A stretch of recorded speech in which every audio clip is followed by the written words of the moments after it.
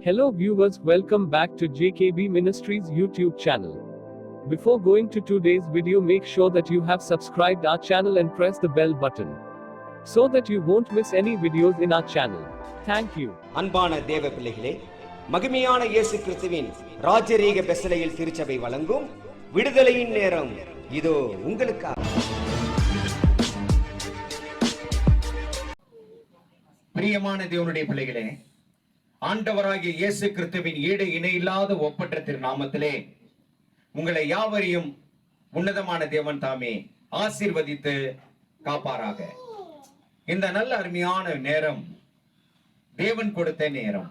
இந்த நேரத்திலே, இந்த அருமையான நேரத்திலே தேவனும் ஆட்டுக்குட்டியானவருமாய் இருக்கிற சிங்காசனத்தில் இருந்து உன்னதமான தேவன் நமக்கு ஒரு மேன்மையான செய்தி, அந்த செய்தியின் தலைப்பை கொடுக்கும் போது இயேசு கிறிஸ்துவின் 32வது அற்புதமாக நாம் பார்க்கும்போது எவீரின் மகளை உயிரடைய வைத்த அற்புதம் என்று சொல்லி ஒரு மேன்மையான செய்தியை நாம் கேட்க போகிறோம். ராஜரீக தேவன் இந்த மண்ணுலகிலே அவர் தேவ ஆட்டுக்குட்டியானவராய் மற்றுமாக தேவ குமாரனாய் பிதாவாகிய தேவனே மண்ணுலகில் பிறந்தார். அப்படி பிறக்கும் போது அவருக்கென்று ஒரு நல்ல ஒரு இப்படிதான் செய்யணும் அப்படின்னு நல்ல ஒரு வார்த்தை வாக்கு வேதத்திலே அமைந்திருக்கிறது. அது பிரத்யேகமான ஒரு காரியம். தேவ ஊழியத்தை செய்கிறவர்களும் கூட வார்த்தை மிகவும் அவசியம், வாக்கு மிகவும் அவசியம். அந்த வார்த்தையின் பிரகாரமாக வாக்கின் பிரகாரமாக ஊழியம் செய்யும் போதுதான் அது கடைசி வரைக்கும் சம்பூர்ணமாய் இருக்கும்.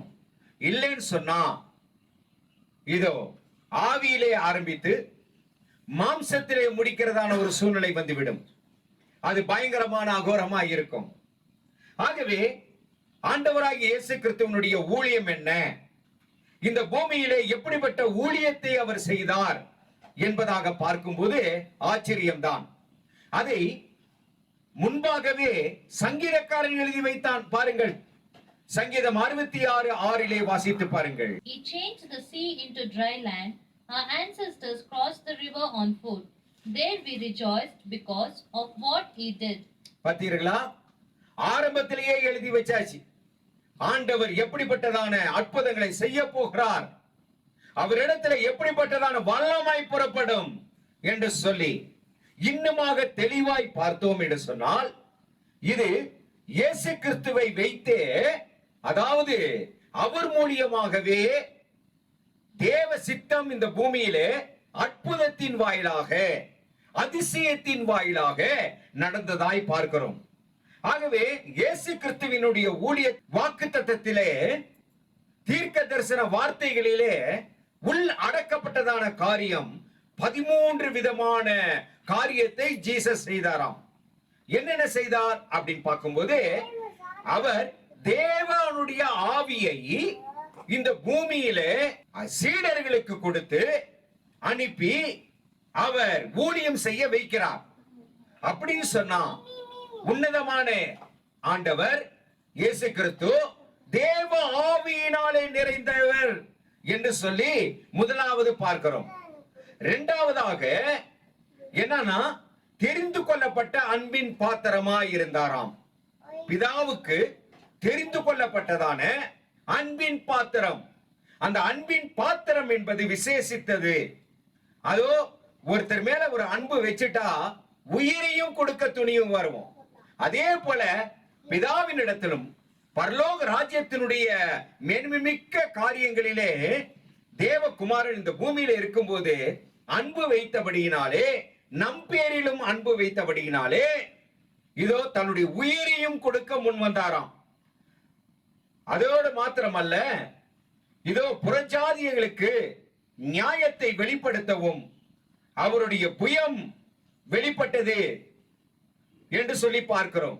அதோடு மாத்திரமா, இதோ கூக்குரல் இடாத வரும் என்று சொல்லப்படுகிறது.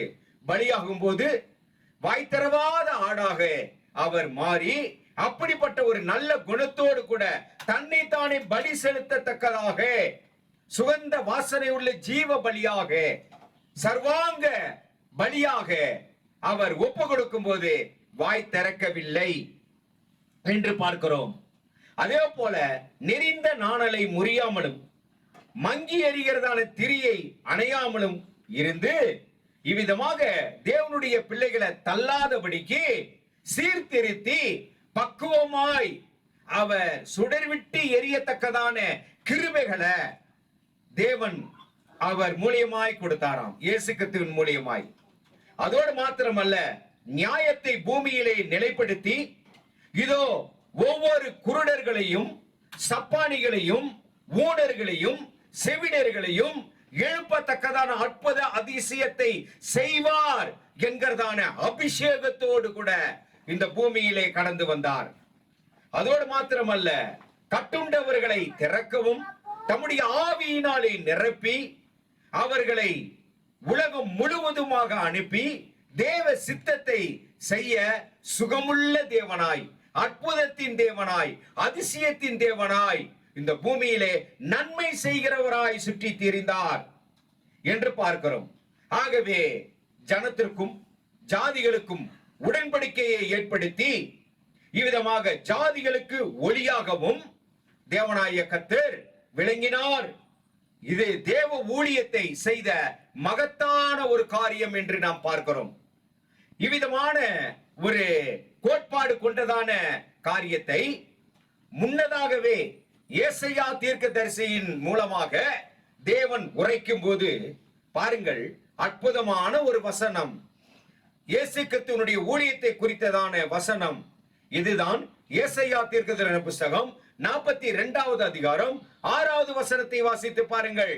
நீர் குருடருடைய கண்களை திறக்கவும் கட்டுண்டவர்களை காவலில் இருந்தும் இருளில் இருக்கிறவர்களை சிறைச்சாலையில் இருந்தும் விடுவிக்கவும் கர்த்தராகிய நான் நீதியின்படி உம்மை அழைத்து உம்முடைய கையை பிடித்து உம்மை தற்காத்து உம்மை ஜனத்துக்கு உடன்படிக்கையாகவும் ஜாதிகளுக்கு ஒளியாகவும் வைக்கிறேன். ஜாதிகளுக்கு ஒளியாக வைக்கிறேன் என்று சொல்லி பிதாவாகிய தேவன் இவ்விதமாக தாமே முன் வந்து இயேசு கிறிஸ்துவாய் இந்த பூமியிலே என்னென்ன காரியத்தை செய்வார் என்று சொல்லி முன்னதாகவே தீர்க்க தரிசனமாக எழுதி வைத்திருக்கிறதான காரியம். ஒருவேளை நீங்கள் கர்த்தருக்கு ஊழியம் செய்வீர்கள் என்றால், நான் ஊழியம் செய்வேன் என்றால், உங்களை குறித்தும் என்னை குறித்தும் வேதத்தில் எழுதப்பட்டிருக்கிறது. எழுதப்பட்டபடியே நாம் ஊழியம் செஞ்சிட்டானா அது கர்த்தருடைய சித்தத்தின்படியான ஊழியம். இல்லைன்னு சொன்னா அவர் நம் மேல வைத்ததான சித்தம் ஒன்று, நாம் செய்கிற காரியம் ஒன்று அப்படின்னு இருந்தா நாளொன்று நாளிலே நாம் செய்கிற ஊழியம் எல்லாம் வீணும் விருதாவாய் போய்விடும்.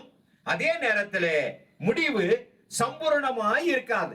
பாத்தீங்களா, அது முடிவு மிகவும் பயங்கரமானதாய் இருக்குமாம். ஆகவே மிகவும் எச்சரிக்கை உள்ளவர்களாய் இருந்து முதலாவது ஆண்டவருடைய பாதத்திலே உட்கார்ந்து, கர்த்தாவே எனக்கு உம்முடைய ஊழியத்தினுடைய பங்கு என்ன, அதுக்குண்டான வசனம் என்ன, அதுக்குண்டான வார்த்தை என்ன, என் சபைக்கு உண்டான கோட்பாடுக்கு உண்டான அதிகாரம் என்ன, வார்த்தையின் வேத அதிகாரம் என்ன என்று சொல்லி முதலாவது கண்டுபிடிக்க வேண்டும். கண்டுபிடிக்கவில்லை என்று சொன்னால் குருடர்களாயிருப்போம், செவிடர்களாயிருப்போம். அப்பொழுது ஆண்டவர் என்ன சொல்றாரு? கூவி அழைக்கிறார், குருடர்களே வாருங்கள், செவிடர்களே வாருங்கள், என்னிடத்திலே கற்றுக்கொள்ளுங்கள், என்னிடத்திலே நீங்க கேட்டு பெற்றுக் கொள்ளுங்கள் என்று சொல்லுகிறாராம். அதைதான் வேதம் வாசித்து பாருங்கள். ஏசாயா தீர்க்கதரிசன புத்தகம் 42:18 சொல்லப்படுகிறது. செவிடரே கேளுங்கள், குருடரே நீங்கள் காணும்படி நோக்கி பாருங்கள். நோக்கி பாருங்கள்.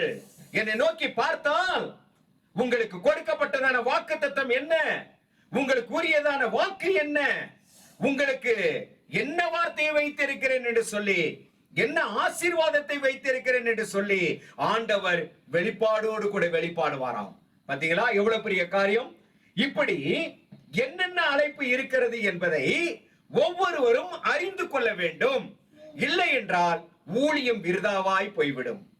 நாம் செயல்படுகிறதான காரியமும் வீணு விருதாவாய் மாறிவிடும். பாத்தீங்களா, இதுதான் ரொம்ப முக்கியமான ஒரு காரியம். பாத்தீங்களா, ஆண்டவர் என்ன சொல்லி இருக்கிறாரு? நசரேயர்களுக்கு உண்டான ஒரு ஆசீர்வாதத்தை கொடுத்திருக்கிறார். அந்த நசரேயர்கள் எப்படிப்பட்டவங்க? உயிரை பணைய வைக்கிறவங்க. அப்ப அந்த உயிரை பணைய வைக்கும் போது அவங்களுடைய சிரசிலே சவரகன் கத்தி வைக்க கூடாது, தாடியிலையும் வைக்க கூடாது. இது நசரேயனுக்கு உண்டான சட்டம். அவன் செத்து போனாலும் பிளேட, சவரகன் கத்தியினுடைய காரியத்தை தன்னுடைய உடம்புல வைக்க மாட்டான், வைக்கவே மாட்டான். செத்தே போனாலும் பரவாயில்ல, ஆண்டவர் சொன்னதான தீர்மானத்தின் பிரகாரமாக நான் நடப்பேன் என்று உறுதி இல்லைன்னு சொன்னா இடையில இப்போ நம்ம என்னன்னா, நம்மளுக்கு ஒரு நசரேயன் அழைப்பு இல்லைன்னு வைங்க, அந்த நசரேயன் அழைப்பு எனக்கு வேணும்னு சொல்லி நம்ம எடுத்து நம்ம செஞ்சிட்டோம்னா என்ன ஆகும்? தலை சிரைக்கப்படும். பாத்தீங்களா? தாடி எல்லாம் சிரைக்கப்படும். அப்பொழுது என்ன நடக்கும்? இது கர்த்தருடைய சித்தம் இல்ல, அவங்களுக்கு கொடுக்கப்பட்டதான ஊழியம் இல்ல என்று சொல்லி நாம் அறிந்து கொள்ளலாம். முடிவு பயங்கரமானதாய் மாறிவிடும். இப்படி போல ஊழியக்காரர்கள் கத்தி மேல நடக்கிற மாதிரி. அதனால ஆண்டவருடைய ஊழியத்தை எப்படி செய்யணும், எந்த ஊழியத்தை எனக்கு தந்திருக்கிறீர், எந்த காரியத்தை தந்திருக்கிறீர் அப்படின்னு பார்க்கணும். எழுத்தாணி வேலை தான் செய்யணும், ஆசாரியன் ஆசாரியன் வேலை தான் செய்யணும், ஊழியன் வேலை தான் செய்யணும். அவர்களுக்கு ஒவ்வொரு வேலை கொடுக்கப்பட்டிருக்கிறது. ஆகவே தான் வேதம் சொல்கிறது, கண்ணானது வாயின் வேலை செய்யக்கூடாதாம், வாயானது கண்ணின் வேலை செய்தால் என்ன, அது ரொம்ப மோசமாயிடும். வாயை கொண்டு போய் கண்ணுகிட்ட பக்கத்துல வச்சா எப்படி இருக்கும்? கண்ணை கொண்டு போய் வாய்கிட்ட பக்கத்துல வச்சா எப்படி இருக்கும்? ஒரு அவலட்சணமா இருக்கும் இல்லையா? தோற்றங்கள் அவலட்சணமா இருக்கும் இல்லையா? அதனால காது இருக்கிற வேண்டிய இடத்துல இருக்கணும். அதே போல காதா இருக்கிறவன் காதா இருக்கணும், கண்ணா இருக்கிறவன் கண்ணா இருக்கணும், கையா இருக்கிறவன் கையா இருக்கணும், வாயா இருக்கிறவன் வாயா இருக்கணும். அதுக்கு ஆண்டவருடைய வேதத்துல கண்டுபிடிச்சு அந்த பொருத்தனையில நிக்கணும். ஒருவேளை அந்த பொருத்தனையை கொடுத்து அது ஒரு சோதனை வரும். அந்த சோதனை நாட்களில உயிர் போனாலும் பரவாயில்ல அப்படின்னு சொல்லி என்ன செய்யணும்? அதுல நிலைத்து இருக்கிறவன், ஊழியத்தினுடைய நிறைவை பெற்றவன், ஊழியம் சம்பூரணமாய் ஆசீர்வதிக்கப்படும். இல்லைன்னா தாறுமாறா போயிடும். ஊழியன்றது சாதாரணமான விஷயம் அல்ல. ஆனால் தான் ஆண்டவர் சொல்றார், நீ பொருத்தனை செய்யும் போது ஜாக்கிரதையோடு கூட நீ பொருத்தனை செய், இல்லைன்னா பொருத்தனை செய்யாதே, ஊழியத்துக்கு வராதே, தேவனுடைய வார்த்தையை அறிவிக்காதே என்று சொல்லியிருக்கிறார். ஆகவேதான் அநேக ஆக்கினைக்குள்ளாக தீர்க்கப்படாதபடிக்கு நீங்கள் போதகராகாதிருப்பது நலமாயிருக்கும் என்று ஆண்டவர் சொல்லி இருக்கிறார். ஊழியம் என்பது சாதாரணமான விஷயம் அல்ல. ஆனால் இயேசு கிறிஸ்து அவர் இந்த அபிஷேகத்தை பெற்று வந்தவுடனே உயிரே போயிருச்சு, சரீரத்தினுடைய உயிரே வாங்கிட்டாங்க. ஆனாலும் உயிர் போனாலும் பரவாயில்லைன்னு சொல்லி கெட்ஸா நின்னவரே ஒரே ஒருத்தர் தான், அவர் தான் ஆண்டவராகிய இயேசு கிறிஸ்து. அவர்தான் ஆண்டவராகிய இயேசு கிறிஸ்து. பாத்தீங்களா எவ்வளவு பெரிய காரியம் பாத்தீங்களா? ஆகவே இந்த பூமியிலே எதிரடியான காரியம் எல்லாம் நடக்கும். அதனால தேவன் தான், மனுஷன் தான், இப்படி சொல்லப்படுகிறது. இப்போ இப்படி போல பிரியமானவர்களே, சீடர்களும் என்ன செய்தார்களாம்? ஆண்டவருக்காக அழைத்த அழைப்பிலே நின்று உயிரையும் கொடுக்க அவர்கள் தயங்கவில்லை, தன் ஜீவனையும் கொடுக்க தயங்கவில்லை. எல்லாரும் அடிச்சுதான் கொன்னாங்க, எல்லாம் சிலுவையிலே தலைகீழா அரைஞ்சுதான் கொன்னாங்க, எண்ணெய் கொப்பரையிலே போட்டாங்க, வாளால் அறுப்புண்டு போனாங்க. அப்போ அவங்க பின்வாங்கவில்லையே, இந்த உயிர் போனாலும் போகட்டுமே என்று சொல்லி அழைத்த அழைப்பிலே நின்றார்கள். ஆனால் இன்னைக்கு என்ன நடக்குது? நோய் வந்துருச்சுனா, நொடி வந்துருச்சுனா தோற்றங்கள் மாறிவிடும். பாத்தீங்களா? மற்றவர்கள் கையிலே தேவ அபிஷேகத்தை இழக்க வேண்டிய சூழ்நிலை வந்து விடுகிறது இன்றைக்கு இருக்கிற சூழ்நிலையில. அதனால பிரியமானவர்களே, தேவனுடைய அழைப்பு என்பது மிகவும் முக்கியமானது. அந்த அழைப்பின் பிரகாரமாக, வார்த்தையின் பிரகாரமாக இந்த பூமியில கருத்தாய் செய்ய வேண்டும். இது ஒரு பக்கம் இருக்க, ஒரு முறை இப்படிப்பட்டதான ஒரு நன்மை செய்கிறவராய் தேவன் இந்த பூ உலகிலே ஜனங்கள் மத்தியிலே, யூத ஜனங்கள் மத்தியிலே, அவர் கலிலேயாவிலே, எருசலேமிலே, இவ்விதமாக சமாரியாவிலே அவர் சுற்றி திரியும் போது இதோ ஒரு முறை என்னன்னா ஒரு ஜெப ஆலய தலைவன். யாவீரு என்கிறதான ஜெப ஆலய தலைவன். அந்த தலைவன் ஒரு யூதனாய் இருந்தான். அந்த யூதன் யாருக்குமே அடிபணிய மாட்டார்கள். ஆண்டவருக்கு தான் அடிபணிவார்கள், யாருக்குமே அடிபணியவே மாட்டார்கள். தங்களுடைய சிரசையும் தாழ்த்த மாட்டார்கள். சாஷ்டாங்கமாய் விழுந்துட்டா அது விக்கிரக ஆராதனை அப்படின்னு சொல்லி, என்னன்னா அவர்கள் தேவனுக்கு மாத்திரமே, அதாவது யெகோவா தேவனுக்கு மாத்திரமே அவருக்கே ஆராதனை, அவருக்கே எல்லாமே கனமும் கொடுப்பார்கள், மனிதனுக்கு கொடுக்கவே மாட்டார்கள். ஆனால் இந்த ஜெப ஆலய தலைவன் யாவீரு இயேசு கிறிஸ்துவை யார் என்று புரிந்து வைத்திருந்தான். அவருக்குள் இருக்கிறதான வல்லமை எப்படிப்பட்டது என்று அறிந்திருந்தான். ஆகவே இவருக்குள் இருக்கிறது பிதா என்று அறிந்து கொண்டு இவ்விதமாக அந்த யூதனாகிய இந்த ஜெப ஆலய தலைவன் யாவீரு அவன் தேவனுடைய பாதத்திலே விழுகிறவனாய் காணப்பட்டானாம். எதற்காக விழுந்தான்? யாவீரு என்று சொன்னால் வெளிச்சம் என்று அர்த்தம், என் வெளிச்சம் என்று அர்த்தம். ஆகவே அந்த வெளிச்சத்திற்கு உட்பட்டதான யாவீரு இவ்விதமாக ஆண்டவருடைய பாதத்திலே, அதாவது இயேசு கிறிஸ்துவினுடைய பாதத்திலே விழுகிறான் என்று சொன்னால், என்னுடைய வீடு இருளா இருக்கிறது, இருண்டு போய் இருக்கிறது, எனக்கு ஒரே ஒரு குமாரத்தி தான், அந்த குமாரத்தியை இன்றைக்கு இழந்து நான் தவிக்கிறேன். மரணத்துக்கு ஏதுவான போராட்டம் ஒரு பக்கம், அழுகை ஒரு பக்கம், இதோ மிகவும் துக்கமயமான ஒரு வீடாய் அந்த வீடு மூழ்கி இருந்ததை இவ்விதமாக அவன் அறிந்து உடனே ஓடி வருகிறான். ஆண்டவருடைய பாதத்துக்கு நேராக ஓடி வருகிறான். இயேசு கிறிஸ்துவை பக்கமாய் ஓடி வருகிறான். ஓடி வந்து காலிலே விழுகிறான் என்று நாம் பார்க்கிறோம். பாத்தீங்களா? 12 வயதுள்ள அந்த குமார்த்தி இவனுக்கு கொடுக்கப்பட்டது. அந்த 12 வயதுள்ள இந்த சிறு பெண் மரண வேதனையினாலே அவள் வாதிக்கப்பட்டிருக்கிறாள். வாங்க ஆண்டவரே என்று சொல்லி, வாங்க என்று சொல்லி என் பிள்ளையை குணமாக்குங்க என்கிறதான அந்த ஆவலோடு கூட ஆண்டவராய் இயேசு கிறிஸ்துவினுடைய பாதத்திலே இவன் விழுகிறானாம்.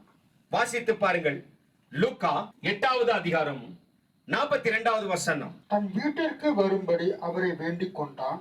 அவர் போகையில் திரளான ஜனங்கள் அவரை நெருக்கினார்கள். மரண அவஸ்தையாய் இருந்தபடியால் தேவனிடத்திலே வந்து குப்புற விழுந்து, அதாவது கால்களிலே சாஷ்டாங்கமாய் விழுந்து வணங்கி அழைப்பு, தன் வீட்டுக்கு வர வேண்டும் என்று அழைப்பு கொடுத்தான். பாத்தீங்களா?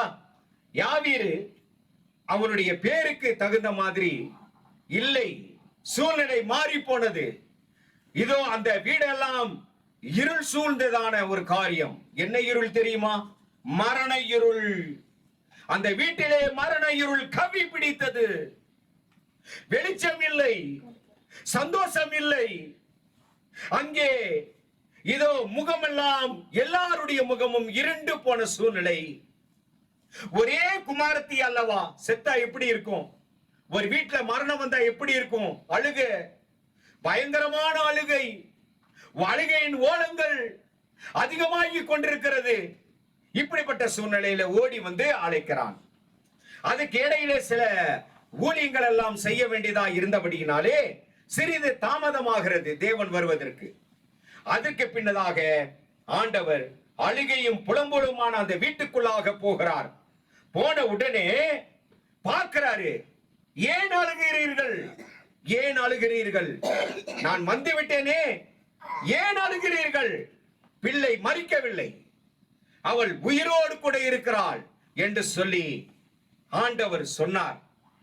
இதை சொன்ன மாத்திரத்திலேயே அவர்களுக்கெல்லாம் ஒரு ஆச்சரியம். பாருங்கள் பிரியமானவர்களே, அழுகை நிறைந்த வீட்டிலே, துக்கம் நிறைந்த வீட்டிலே தேவன் அங்கே ஒளியாய் வருகிறார். ஆனால் இவனுக்கு கொடுக்கப்பட்டதான பெயருக்குண்டான அர்த்தம் என்ன? யாவீரு என்றால் வெளிச்சம். ஆனால் வெளிச்சம் இல்லை. அப்பொழுது அவன் வெளிச்சம் வர வேண்டும் என்றால், அவனுக்கு வீட்டுக்குள்ளாக ஒரு பிரகாசம் வர வேண்டும் என்றால், ஒரு சந்தோஷம் வர வேண்டும் என்றால், கர்த்தர் இயேசு கிறிஸ்து அந்த வீட்டுக்குள் வந்தே ஆக வேண்டும் என்பதான ஒரு காரியம். அப்படியாக தேவன் வந்தார். வரும்போது என்ன நடந்தது தெரியுமா? ஒரு ஆதரவான வார்த்தையை சொல்லுகிறார், ஒரு விசுவாசத்துக்குரிய வார்த்தையை சொல்லுகிறார், ஒரு அற்புதம் செய்கிறதான காரியத்தை குறித்து சொல்லுகிறார், ஒரு தைரிய வார்த்தைகளை குறித்து சொல்லுகிறார். தேவன் என்ன சொன்னார் தெரியுமா? மாற்கு 5வது அதிகாரம் 38 39 ஆக வாசிக்குங்கள். ஜெப ஆலய தலைவருடைய வீட்டிலே வந்து சந்தடியும் மிகவும் அழுது புலம்புறவளை கண்டு உள்ளே பிரவேசித்து, நீங்கள் சந்தடி பண்ணி அழுகிறது என்ன? பிள்ளை மரிக்கவில்லை, நித்திரையாய் இருக்கிறாள் என்றார். நித்திரையாய் இருக்கிறாள் என்றார். பாத்தீங்களா? இது பார்த்த உடனே அவர்கள் எல்லாம் பரியாசம் பண்ணினார்கள். பிள்ளை செத்து போனது, ஆனால் இவரோ நித்திரையாய் இருக்கிறார் என்றார். இன்னைக்கெல்லாம் பாத்தீங்கன்னா பெரிய பெரிய ஊழியக்காரர்கள் எல்லாம் ஊழியத்தை முடிக்கும் போது, சில நோய்வாய்ப்படும் போது நான் பார்த்திருக்கிறேன். பெரிய வல்லமையான ஊழியம், அறிவு நிறைந்த ஊழியம், பயங்கரமான ஊழியம், வல்லமைக்குரிய ஊழியம், பல பேரை சுகமாக்கி இருப்பாங்க. நல்ல வேதத்தினுடைய ஆழமான சத்தியத்தை எல்லாம் சொல்லி இருப்பாங்க.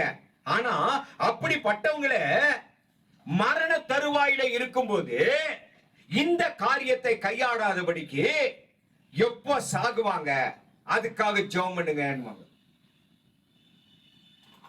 யோசனை பண்ணி பாத்தீங்களா?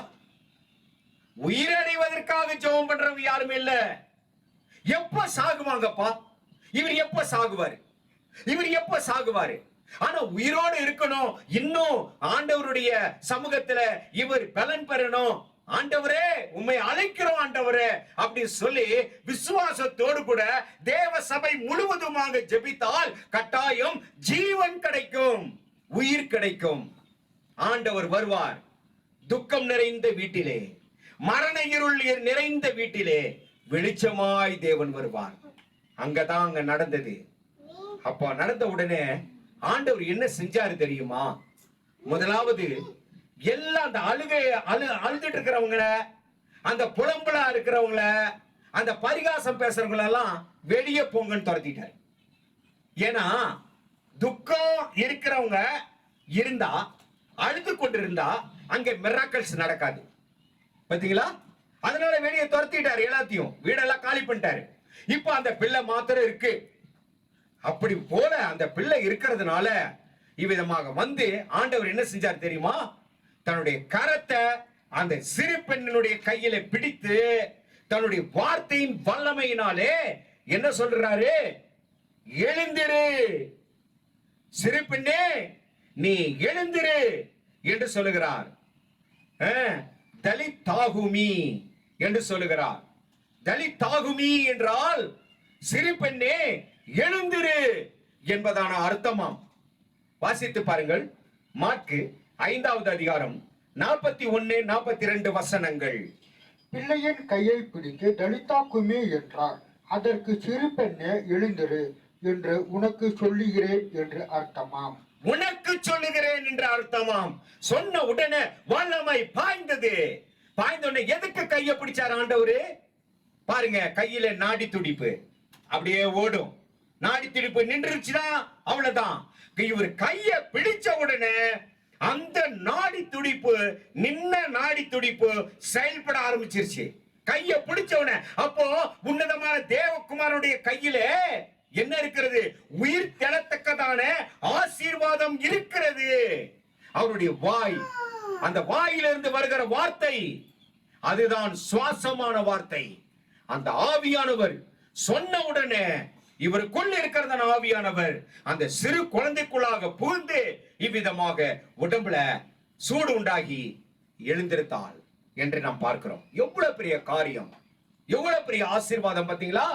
ஆகவே இதனுடைய அமைப்புல பார்க்கும்போது என்னன்னு கேட்டீங்கன்னா, இந்த புதிய ஏற்பாட்டிலே இயேசு கிறிஸ்து இப்படியாய் செய்கிறார். பழைய ஏற்பாட்டிலே என்ன நடந்தது என்று பார்க்கும்போது எலிசாவின் காலம். அந்த எலிசாவின் காலத்திலே அற்புதமாய் பிறந்த ஒரு பிள்ளையாண்டான். அந்த பிள்ளையாண்டான் சாகக்கூடிய சூழ்நிலை வந்துவிட்டது. சுருக்கமாய் சொல்லுகிறேன், நேரம் இல்லை. சாகக்கூடிய சூழ்நிலை வந்துவிட்டது. அப்போ தூரத்திலே வராள், அவளுடைய தாய் தூரத்திலே வராள். வந்த உடனே எலிசா கேட்கிறான் வேலைக்காரன் இடத்திலே, அதோ அவள் வருகிறாளே, அவள் நல்லா இருக்காளா? அவங்க புருஷன் நல்லா இருக்கானா? குழந்தை கொடுக்கப்பட்டுச்சு, அற்புதமா, அது நல்லா இருக்கா விசாரி என்று சொல்கிறான். எவ்வளவு அருமையான ஒரு காரியம். நீங்க வாசித்து பாருங்கள். 2 ராஜாக்களின் புஸ்தகம் 4வது அதிகாரத்துல இந்த காரியம் எல்லாம் சொல்லப்படுகிறது. 27வது வசனத்தை வாசிங்க பார்க்கலாம். பர்வதத்தில் இருக்கிற தேவனுடைய மனுஷனிடத்தில் வந்து அவன் காலை பிடித்து கொண்டாள். அப்பொழுது கேயாசி அவளை விலக்கிவிட வந்தான். தேவனுடைய மனுஷன், அவளை தடுக்காதே, அவள் ஆத்துமா துக்கமாய் இருக்கிறது, கர்த்தர் அதை எனக்கு அறிவியாமல் மறைத்து வைத்தார் என்றான். பாத்தீங்களா? அவங்க வீட்டுல ஒரு மரணம் சம்பவிச்சிருச்சு, அது எனக்கு தெரியல, இப்ப தெரியுது, நான் சொல்றேன் அப்படின்னு சொல்லி எலிசா கேயாசி பார்த்து சொல்லுகிறார். சொன்ன உடனே நல்லா இருக்கியாமா, நம்மளா இருந்தா என்ன சொல்லுவோம்? என்ன பார்த்து நல்லா இருக்கியான்னு கேட்டியா?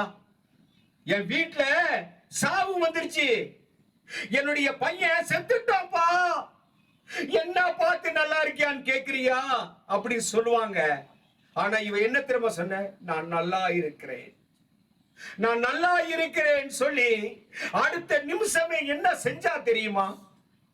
எலிசாவின் பாதத்திலே இவன் தேவனுடைய மனிதன், தேவனுடைய தீர்க்கதரிசி என்று சொல்லி எண்ணி அவனுடைய பாதத்திலே சாஷ்டானமாய் விழுந்துட்டார். விழுந்த உடனே கவலைப்படாதே, துக்கப்படாதே, கலங்காதே, கர்த்தர் உன்னுடைய பிள்ளைக்கு ஒரு நல்ல காரியம் செய்ய போகிறார் என்று சொல்கிறாராம். வாசித்து பாருங்கள் 32 35 வரைக்கும். அதாவது 2 ராஜாக்கள் 4வது அதிகாரம் 32 35 வரைக்கும். எலிசா வீட்டுக்குள் வந்த போது இதோ அந்த பிள்ளை அவன் கட்டிலின் மேல் செத்து கிடந்தான். உள்ளே போய் தங்கள் இருவருக்கும் பின்னாக அவன் கதவை பூட்டி கர்த்தரை நோக்கி வேண்டுதல் செய்து கிட்டே போய் தன் வாய் பிள்ளையின் வாயின் மேலும், தன் கண்கள் அவன் கண்களின் மேலும், தன் உள்ளங்கைகள் அவன் உள்ளங்கைகள் மேலும் படும்படியாக அவன் மேல் குப்பைப்படுத்திக் கொண்டான். அப்பொழுதே பிள்ளையின் உடல் அனல் கொண்டது. அவன் எழுந்து அறை வீட்டுக்கு அங்கும் இங்கும் உலாவி திரும்ப கிட்ட போய் அவன் மேல் குப்பரப்படுத்தான். அப்பொழுது அந்த பிள்ளை 7 தரம் தும்பி தன் கண்களை திறந்தான். அப்பொழுது அவன் கேயாசியை கூப்பிட்டு அந்த சுனேமியாளை அழைத்து கொண்டு வா என்றான். அவளை அழைத்து கொண்டு வந்தான். அவள் அவனிடத்தில் வந்த போது அவள் உன் குமாரனை எடுத்துக்கொண்டு போ என்றான். பாத்தீங்களா? எடுத்துக்கொண்டு போ என்றான். உயிர் வந்து விட்டது, அற்புதம் நடந்தது. இது பழைய ஏற்பாட்டில் இருக்கிறதான காரியம். இதெல்லாம் பார்த்து படிச்சு ஒரு அற்புதம் என் வீட்டுல நடக்கணும்னா வேதத்தை படிக்கணுங்க. இந்த ஜெபாலய தலைமை கருத்தாய் படித்தபடியினாலே காலில் விழுந்தா இரக்கம் கிடைக்கும். இரக்கம் கிடைச்சா என் பிள்ளை வந்து காப்பாத்திடுவாரு ஆண்டவர். இத வந்து இந்த சப்ஜெக்ட இந்த ஜெபாலய தலைவன் யாவீரு படிச்சிருக்கிறாரு. இன்னைக்கு நம்ம படிக்கிறது இல்ல, வேதத்தை படிக்கிறது இல்ல, அற்புதம் நடக்கிறது இல்ல, ஆண்டவர்கிட்ட எப்படி ஆசீர்வாதம் வாங்குறதுன்னு தெரியலைங்க. இதுதான் முக்கியமான காரியம்.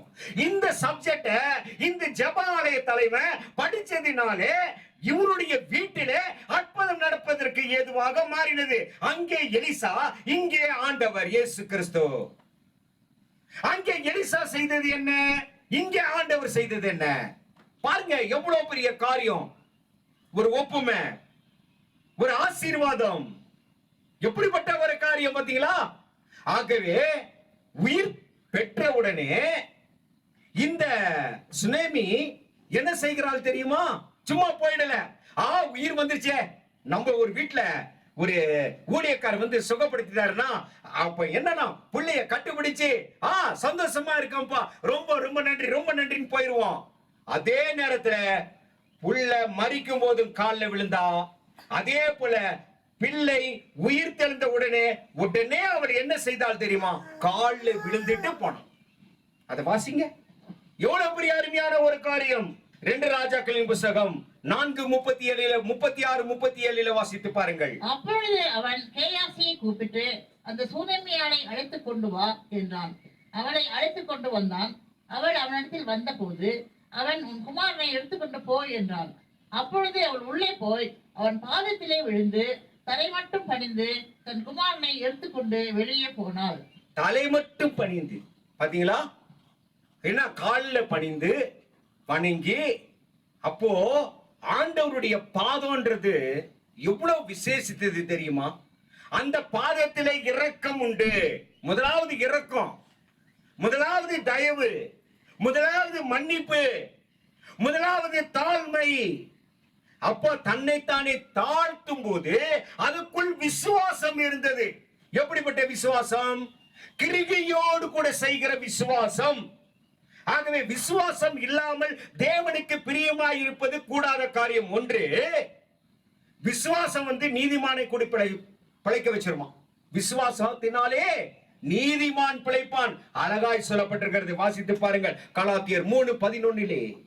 Now it is clear that no one is put right with God by means of the law, because the scripture says, only the person who is put right with God through faith shall live. பிரியமானவர்களே, அற்புதமான வசனம், அருமையான வசனம். நீ விசுவசித்தால் தேவனுடைய மகிமையை காண்பாய், விசுவாசத்தினாலே நீதிமான் பிழைப்பான் என்று நல்லா நம்ம படிச்சிருக்கிறோம். அதுவும் எழுதப்பட்டிருக்கு. இப்படி போல விசுவாசத்தோடு கூட தாழ்மை இருக்கணும். அப்ப தாழ்மை உள்ளவனுக்கு என்ன? ஆண்டவர் இறங்குவாராம். இந்த காரியம் ஜெபாலய தலைவனிடத்தில் இருந்தது. அவங்க வீட்டுல வெளிச்சம் வந்தது. உங்கள் வீட்டிலையும் என் வீட்லயும் அற்புதம் நடக்கணுமா? வெளிச்சம் வரணுமா? அந்த ஜெபாலய தலைவனை போல நம்ம இருக்கணும். வேதத்தை படிக்கணும், வேதத்தை ஆராயணும், எப்படி ஆண்டவரிடத்துல தாழ்மையா போகணும்னு கத்துக்கணும். அப்படி இருந்தா கட்டாயம் நம்ம வீட்டுல என்ன நடந்தாலும் சரி, கட்டாயம் ஒரு உயிர் தெழுதலின் சத்துவம் உண்டாகும் என்று சொல்லி இதன் மூலியமாக தேவன் நமக்கு அறிவிக்கிறாராய் இருக்கிறார். ஆகவே இது இயேசு கிறிஸ்து செய்த 32வது அற்புதம் என்று சொல்லி நாம் பார்க்கிறோம். ஆகவே அற்புதங்களினாலும் அதிசயங்களினாலும் நம்மை நிறைய பெற்று இதன் மூலியமாக ஆவிக்குரிய வகையில நமக்கு பல பெரிய காரியங்களை உன்னைத்தனை தேவனுக்கு ஸ்தோத்திரம் என்று சொல்லி தேவனுக்கு நன்றி செலுத்துவோம். தேவனுடைய அற்புதத்தையும் அதிசயத்தையும் அவருடைய பாதத்திலிருந்து நம் இதற்காக உங்களை கர்த்தர் தாமே ஆசீர்வதித்து நித்தமும் காப்பாராக. ஆமென்.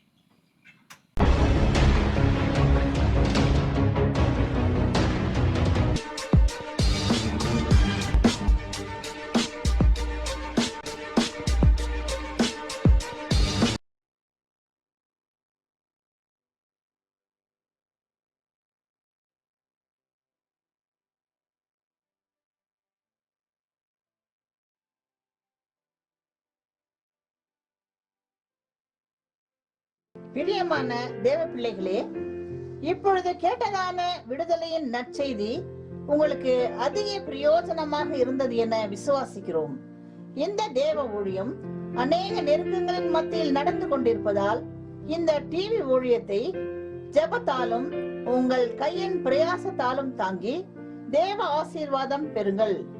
உங்கள் ஜெப தேவைக்கு தொடர்பு கொள்ள வேண்டிய முகவரி: மகிமையான இயேசு கிறிஸ்துவின் ராஜரீக ஊழியம், ரெவரண்ட் கேபா ராஜ், எல்என் காட்டேஜ், ஆஸ்பத்திரி ரோட், உதகை. கைபேசி எண் 9435234477 மற்றும் 78717171